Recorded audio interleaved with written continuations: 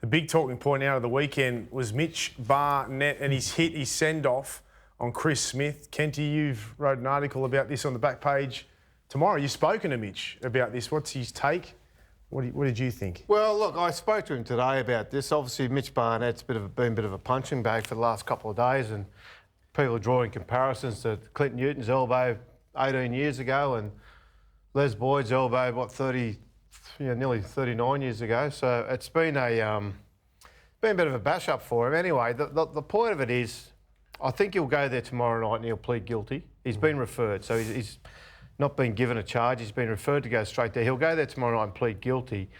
But the big takeaway was he wanted people to know it was a careless incident rather than an intentional and malicious incident, which is what he's basically been accused of by everybody. So what's his defence? Well, his defence was that as he was trying to get across to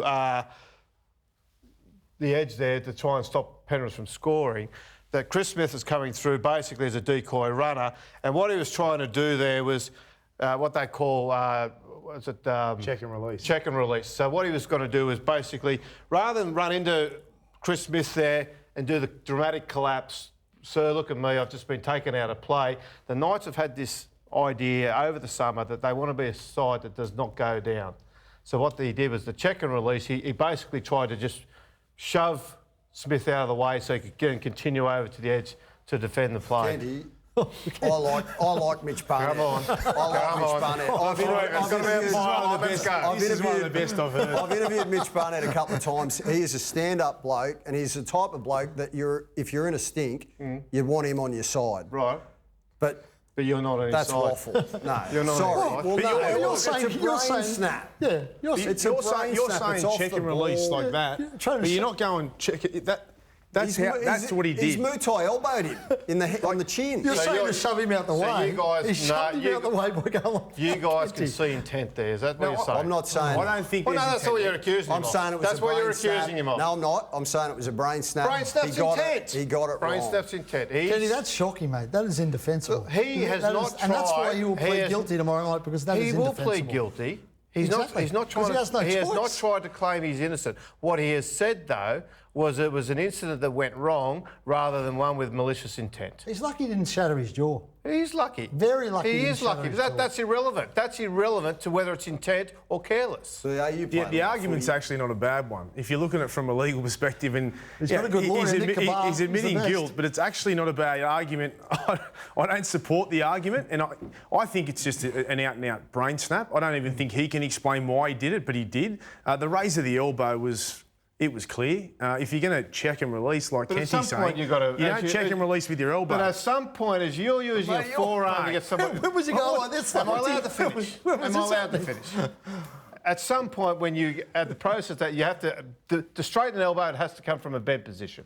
Right. Do you agree? Do you agree? Are you available tomorrow night to go down and represent? What, if you're going to put Come something on, like come on. away, I thought you blokes had away. more than me coming at me than George. I'm sure he's a lovely bloke. I've never Seriously, I've been spoken. waiting all day for you three, and I've heard very little. I mean, we're talking about him being a good bloke. That's got nothing to do with it. I didn't It's say got that. Old nothing mate to do said with that. it. Well, good for him. I do think he's it was a good bloke. Does not matter. technique that went wrong. It's horribly wrong.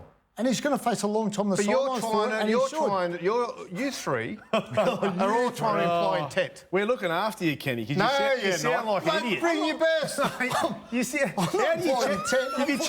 If you're checking and release as a player, you've got your arms up ready for a tackle. You're not doing this. He's going past him though. Past but him? the other thing that Smith He went does, to the other him. thing that He didn't Smith even does, run at the direction of the ball. if you He go ran back, to the if player. you watch right at the end, Smith pulls up on his Watch run, this. Let's have a which look makes again. it worse.